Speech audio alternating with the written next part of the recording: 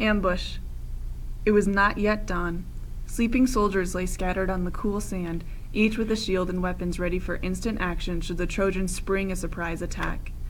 Agamemnon paced the camp with his brother, Menelaus.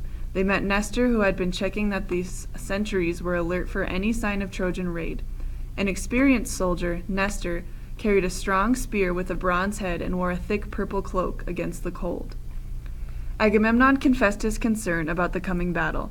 He still believed they should retreat in their boats. The three men went to wake the senior officers.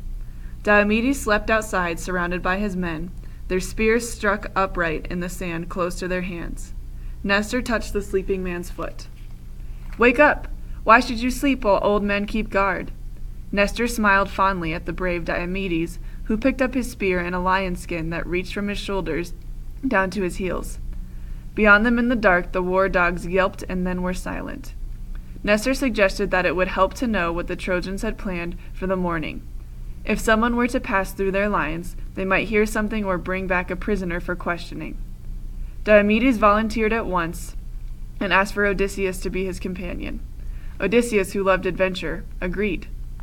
Diomedes was lent a two-edged sword. He wore an ox-hide hat and carried a shield. Odysseus was given a bow, a quiver full of arrows, and a sword. His helmet was leather with a soft cap under it. The rim was covered in a row of white boar's tusks. As the two men slipped away from their own Greek camp, they heard a nervous squawk from a heron in the marshland. "Athena sends us a sign, my friend," said the older man, as he prayed for them to come back safe with some useful information. Then they slipped into the no man's land between the mighty forces and stopped to catch their breath. On the other side, behind the Trojan lines, Dolon, a vain man, had volunteered to cross into Greek lines to see if he could find some weaknesses in the Greek defenses. He boasted his intention to go as far as Agamemnon's ship. He had chosen to go alone, as he wanted all the glory and rewards for himself. He made Hector promise that he would have Achilles' horses and fabulously decorated chariot as his reward. Hector swore by Zeus that he would have both. Dolon slipped through the Trojan camp and into the treacherous no man's land wearing a gray wolf skin and a stoat skin hat on his head. He hurried once he was clear of Trojan lines. Odysseus and Diomedes saw the gray figure scurrying towards them. They let him pass before turning to hurry after him. Dolon thought that they were friends coming to join him, or perhaps Hector had changed his mind and wanted to return to camp. A dark cloud slid aside from the pale moon. The moment Dolon saw that the two men were enemies. At that moment, Dolon saw that the two men were enemies. He turned and ran. But the fleet-footed Diomedes chased him, and as the distance between them shortened, he launched his spear, deliberately missing him. Terrified, Dolon stopped. Odysseus and Diomedes took the weeping man by his arms. He begged them to take him alive. He promised the gold that his father would pay if they let him live. Odysseus urged Dolon not to think of dying. They only wanted to know whether Hector had sent him, and if so, why? Or had he decided to come for his own reasons? Dolon, shaking with fear, told them Hector had persuaded him to come by promising him Achilles' horses and chariots. Hector wanted to know if the ships were guarded and if the men were thinking about running away. The two men terrified the Trojan spy. They asked about sentries and passwords. Dolon told them everything. Diomedes hid his sword behind his back.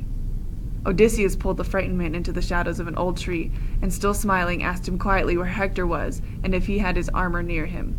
Are his horses close by and ready?